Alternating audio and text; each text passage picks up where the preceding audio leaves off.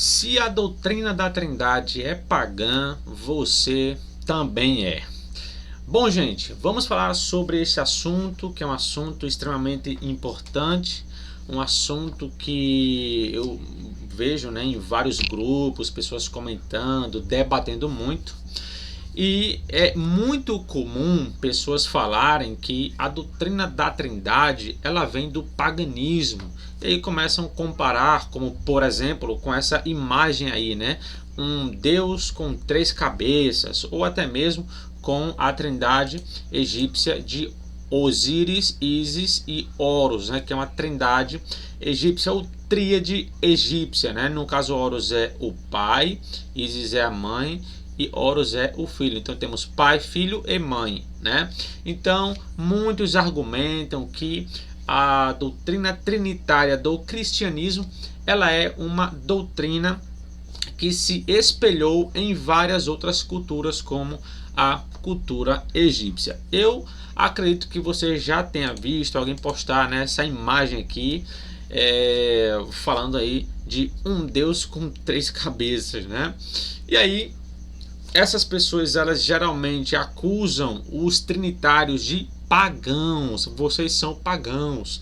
Vocês acreditam em doutrinas que são copiadas de outros povos, em doutrinas egípcias e doutrinas romanas, né? Porque sempre tem ali deuses romanos, que são 3, também temos na Grécia e no Egito e também em outros lugares, né? Então essas pessoas fazem essas acusações. No entanto, elas esquecem que muitas doutrinas que elas mesmas acreditam, como a questão do monoteísmo. Vocês sabiam que o monoteísmo ele foi propagado no próprio Egito? Vocês sabiam que o enoteísmo, que é defendido hoje pelas testemunhas de Jeová, também foi uma vertente egípcia? Então, se nós que somos trinitários, nós somos pagãos, porque a nossa doutrina é semelhante a outros povos, vocês estão aonde? Porque a crença de vocês também entraram no mesmo buraco. Vocês acreditam na ressurreição? Acreditam na vida eterna? Então, todas essas doutrinas já eram ensinadas pelos egípcios. Inclusive, eu vou mostrar aqui nesse vídeo livros, né, que vão falar sobre isso. Então, quer dizer, você também acredita em doutrinas egípcias, mas você é o certinho e o outro está errado? Bom, gente, então vamos trabalhar em cima dessa questão, beleza? Bom, se você não é inscrito aqui neste canal, se inscreva, deixe o seu like, compartilhe este vídeo se você puder e quiser. Caso você tenha interesse de acompanhar assuntos exclusivos aqui no canal, na parte de membros, se torne membro hoje por apenas R$5 mensais. Eu estou trabalhando o livro do Apocalipse, versículo por versículo, mostrando todas as variações textuais do livro do Apocalipse. Já falamos desde o versículo 1 do capítulo 1 até o versículo 12. Amanhã eu vou postar sobre o versículo 13 aos versículos 16, e lá para sexta eu concluo o primeiro capítulo, mas já tem outros assuntos lá relacionados ao Códex Sinaíticos e o livro do Apocalipse. Então, caso você tenha interesse nessa área de crítica textual, você só vai pagar R$5 mensais. É um valor totalmente insignificante para uma boa pesquisa, para você fazer aí os seus estudos, beleza? E caso você tenha interesse também de estudar grego, hebraico, fazer um curso de teologia à distância, é só falar comigo. Aqui na descrição você encontra todas as minhas redes sociais, incluindo o meu WhatsApp, beleza? Então vamos lá ao tema de hoje. Bom, como eu falei, né, essa imagem ela é muito postada em debates, né, para zombar, né, e tal. Essa aqui também eu já vi algumas pessoas postando, certo? O que acontece? Quando nós vamos estudar sobre as tríades egípcias, geralmente existe uma falta de conhecimento dessas pessoas que querem fazer uma comparação com a Triade egípcia e a Trindade cristã. Por quê? Porque não existe dentro do mundo egípcio apenas um tipo de trindade, como se fosse três deuses, né, que domina todo o Egito. Não. As tríades egípcias, elas geralmente são locais, como por exemplo, vocês vão ver nessa imagem agora. Aqui, ó, esse aqui é um livro, né, que eu tenho. Aqui ele está falando sobre os deuses egípcios. E aí ele vai comentar o seguinte, ó: como mencionamos anteriormente, era comum a combinação dos deuses em tríades. Entre muitas, as mais usuais eram Osíris, Ísis e Horus em Abidos, que era uma região do Egito. Amon-Mut, né, e Khonsu, que eles eram a trindade de Karnak, né, acho que é assim que a pessoa pronuncia. Petá, cadê? Petá, é um nomezinho complicado, né? Seshmet e Nefertum em Mênfis, tá? Aí ele coloca o Kenum, Satet e Anuket em Elefantina, certo? Que era outra região. O Kepri, Ra e Atum, que eles estavam em Heliópolis, né? Então quer dizer, veja que as tríades egípcias elas eram locais, né? Então quer dizer, em um local tinha uma, em outro local tinha outra, né? E assim sucessivamente, beleza? Quando nós vamos fazer uma pesquisa no mundo egípcio, nós descobrimos algumas coisas interessantes. Veja, aqui nós temos a seguinte questão. Esse livro aqui, que está aí agora na tela, é esse livro aqui, ó, que eu vou mostrar a vocês, ó. Esse aqui, ó, As Ideias dos Egípcios sobre a Vida Futura. É logo no início mesmo aqui, nas primeiras páginas, né? Já vai falar sobre isso. Eu vou dar até aqui a página, tá? Capítulo 1 aqui, ó, falando sobre o Deus onipotente, né? Olha o que esse livro diz. Um estudo dos antigos textos religiosos irá convencer o leitor de que os egípcios acreditavam em um único Deus, que era autoexistente, imortal, invisível, eterno, onisciente, onipotente e inescrutável, o Criador do céu, da terra e do outro mundo, do céu e do mar, dos homens e das mulheres, dos animais e dos pássaros, dos peixes e dos répteis, das árvores e das plantas e dos seres não corpóreos, que eram no caso anjos, né? Que eram os mensageiros que realizavam o seu desejo e sua palavra. Então, veja, essa crença ela existia dentro do próprio mundo egípcio. Quem é que defende essa ideia hoje? Os judeus, os unitários, Testemunha de Jeová. Então vocês estão acreditando também numa doutrina egípcia que os egípcios já acreditavam. Então, se a doutrina da Trindade ela é um plágio egípcio, o monoteísmo é o quê? Os próprios egípcios acreditavam. O autor continua. É necessário colocar essa definição da primeira parte da crença dos egípcios no início do primeiro capítulo desta breve explicação das principais ideias religiosas que eles sustentaram, pois a totalidade da sua teologia e da sua religião estava baseada nessa crença. É necessário acrescentar também que, embora no passado tenhamos seguido sua literatura, nunca daremos a impressão de abordar um tempo em que eles estavam sem essa crença notável. Olha só, é verdade que os egípcios também desenvolveram ideias e crenças politeístas, e ele vai continuar. Então, ele menciona que os egípcios eles tinham a crença politeísta, né? Como eles também mencionam aqui a questão da crença monoteísta em um único Deus. Agora vamos ver como foi que isso aconteceu, né? Esse livro aqui, é esse livro aqui, ó, Os Outros da Bíblia, né? Na parte que ele está falando ali sobre os egípcios. Olha só o que ele fala aqui, ó. Outro fator interessante aconteceu a partir da influência política sobre a religião. Quando faraós passaram a forçar os deuses de suas cidades na chefia do panteão.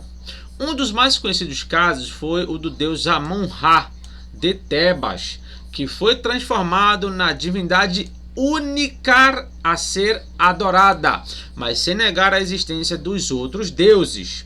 Era o que tecnicamente se denomina enoteísmo, adorar apenas um deus, mas acreditando na existência de muitos. Eu pergunto aos senhores, quem é que defende isso aqui hoje? Quem é que acredita em vários deuses, mas defende a adoração exclusiva a apenas um? Os nossos queridos, né, testemunhas de Jeová. Eles afirmam que Cristo é um Deus menor, que anjos são deuses, mas só o Pai pode ser adorado. Bom, isso é enoteísmo e não monoteísmo. Então, se vocês são enoteístas, bem-vindo ao paganismo também, porque, como vocês podem ler aqui, né, a divindade Amon-Ra foi transformada numa única divindade a ser adorada, sem negar a existência de outros. É isso que vocês fazem, não é? Pois bem, continuando, aqui temos o seguinte, ó, outra forma existente no Egito era o catenoteísmo, isto é, adorar apenas um deus de cada vez como o criador do mundo, mas aceitando vários criadores. Uma derivação do enoteísmo que se aproximou do monoteísmo ocorreu com a reforma de Akhenaton. Ocorreu com a reforma de Akhenaton, que era faraó no século 16 a.C. Esse faraó proibiu os outros cultos dos deuses tradicionais, ordenando a adoração apenas de Atom, o disco solar. Olha aqui onde está o monoteísmo egípcio. Pois é, esse faraó aí, o Akhenaton ou Arkenaton, como alguns falam, viveu no século 16 e ele proibiu cultos aos deuses tradicionais, ordenando a adoração exclusiva apenas a Atom. Bom, então quer dizer que todos nós estamos no mesmo saco, não é? Pois é, se a doutrina trinitária é pagã porque ela tem lá o seu paralelo egípcio, eu digo que o monoteísmo também e o enoteísmo também, que inclusive são defendidos hoje pelos arianos, né? E também unitários, judeus também, né? Vocês se gabam muito de ficar falando, porque cremos em um único Deus e vocês são pagãos, né? Rapaz, eu dou risada. Mas vamos continuar, tá? Aqui temos uma questão interessante que também é apresentada nesse livro aqui, ó, tá? Está nesse livro, essa página é desse livro aqui. Ele vai dizer o seguinte: lendo com atenção a literatura dos egípcios antigos, uma das primeiras coisas que se opõe à mente do leitor é a frequência de alusões à vida futura ou às coisas que pertencem a ela. Neste capítulo aqui, o autor ele está tratando sobre a vida eterna. Olha só o que ele diz, ó. Os autores dos vários trabalhos religiosos e outros pertencentes a todos os períodos da história egípcia que têm chegado até nós presumem de maneira tácita que aqueles que uma vez viveram neste mundo renovaram sua vida naquele que está além da sepultura e que ainda vivem e viverão até que o tempo não mais exista. A crença egípcia na existência do Deus onipotente é antiga, tão antiga que nós precisamos procurar seu início nos tempos pré-dinásticos. Mas a crença em uma vida futura é muito mais antiga, e seu início deve ser pelo menos tão remoto quanto os mais antigos vestígios humanos encontrados no Egito. Tentar medir em anos o remoto período em que foram praticadas na Terra é inútil, pois é provável que nenhuma data que pudéssemos lhes dar estaria nem mesmo próxima da correta. E elas também podem datar de 12.000 anos antes de Cristo, como de 8.000 anos antes de Cristo. De um fato, contudo, nós podemos estar quase certos que os mais antigos restos humanos encontrados no Egito carregam em si traços do uso do betume, o que prova que os egípcios, no princípio de sua... E aí ele vai continuar falando ali sobre a questão da mumificação. Então, quer dizer, esse livro aqui ele está mostrando que a crença na vida eterna, crença esta que você acredita, seja você unitário, unicista, não importa, né? Você acredita, né? Se você acredita na Bíblia, você acredita na vida eterna. Olha só, uma crença que, segundo esse autor, a gente não conseguiria datar, nem mesmo se aproximar de uma data correta. Ou seja, cristianismo, judaísmo nem sonhava em existir, e essa crença já estava lá. Inclusive você acredita hoje, né? Pois é. Além disso aqui, né, de crenças, né, eu poderia citar vários outros temas aqui. Quando nós fazemos uma análise do Antigo Testamento, no Antigo Oriente Próximo, meu amigo, praticamente tudo que está ali, outros povos já acreditavam, outros povos já defendiam como crença, só para você ter uma ideia. O livro de Levítico, ele tem tanta semelhança com outros povos que vocês não têm noção, né? O livro de Êxodo mesmo, Gênesis ali e tal, eu já perdi as contas do tanto de paralelismo que eu já vi. Mas isso significa que esses temas eles são falsos? Não, até porque, né, eu sigo aqui uma concepção conservadora das escrituras, eu acredito mesmo nelas, tá? E essas questões aqui eu tenho respostas para dar, pelo menos para mim é tranquilo, né? Mas enfim, o que eu estou querendo passar é que essa ideia de que porque outro povo ensinou isso aí, então é pagão. Se você for nisso, você pega a sua Bíblia e jogue fora. Porque a grande maioria dos assuntos que você acredita, como ressurreição, os egípcios já acreditavam nisso, tá? Muito antes do cristianismo. E aí? Você vai também dizer que a sua crença é pagã ou vai fazer vista grossa? Eu peguei aqui mais 2 tópicos, né, sobre histórias da Bíblia semelhantes em outros povos. Querem ver? Aqui, ó. Um homem e seu Deus. Um tablete acádio quebrado do período do antigo Império Babilônio, às vezes chamado Um Homem e Seu Deus, descreve o lamento de um jovem que está sofrendo de uma terrível doença não especificada. Ele geme, lamenta e chora ao seu Deus, clamando por socorro. Embora o texto esteja fragmentado, está claro que o homem se pergunta qual pecado teria cometido contra seu Deus e conclui que foi a blasfêmia. No final, seu Deus pronuncia uma bênção sobre ele, promete que ele prosperará e o incentiva a doar alimentos aos pobres. Só essa leitura aqui, de quem você lembrou? É exatamente da história de Jó. Tem muita semelhança, né? Claro, existem também coisas que não são semelhantes, como o próprio autor ele vai mencionar aí. Mas o que eu estou querendo dizer? A história ela é semelhante, ela tem pontos parecidos, ela tem pontos paralelos. Isso significa dizer que o texto bíblico é pagão? E aí, o que você diria em cima disso? Tem outro também, tá? Esse aqui não é o único, existe uns 4, né? Aqui temos Eu Louvarei o Senhor da Sabedoria.